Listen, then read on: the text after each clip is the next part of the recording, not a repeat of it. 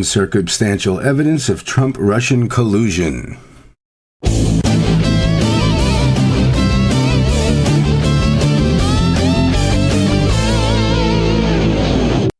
Good day, everyone. This is Gorf from Golden State Times and Golden State Times International.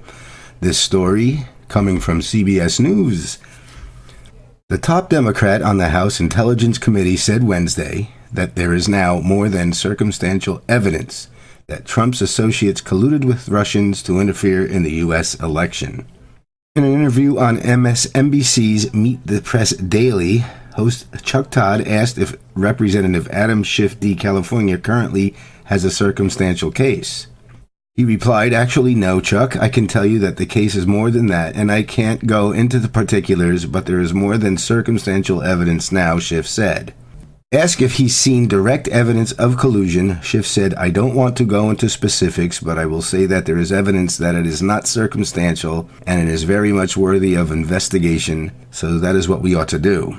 Schiff said that his confidence in the integrity of the investigation was severely shaken Wednesday because of actions by Representative Nunes of California, the chairman of the House Intelligence Committee.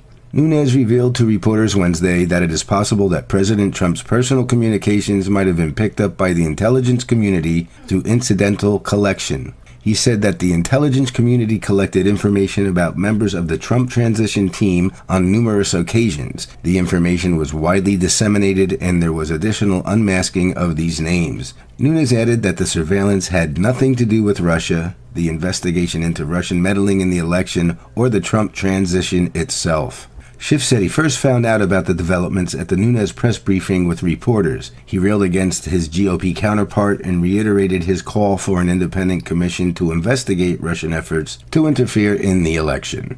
Well, here we go again, ladies and gentlemen. Let me just bring up something. Remember the debates between Trump and Clinton? Miss Clinton was acting as if this was already true. So, if they weren't spying on Trump, how did they know this? And clearly there's a narrative they've been pushing since before the election happened, during the campaigns. I mean, if this is not clearly a Democratic talking point that they planned on knowing they were going to get crushed in November, they probably wouldn't be doing this right now. Let's be honest. I, for one, don't buy any of it.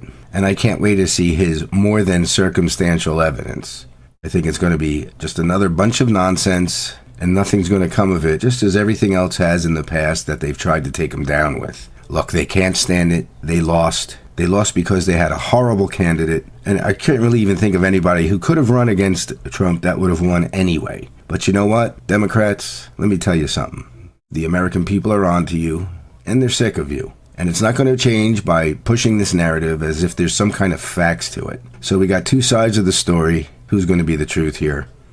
If you like what you hear, please tell us what you think in the comments below. Hit that like button.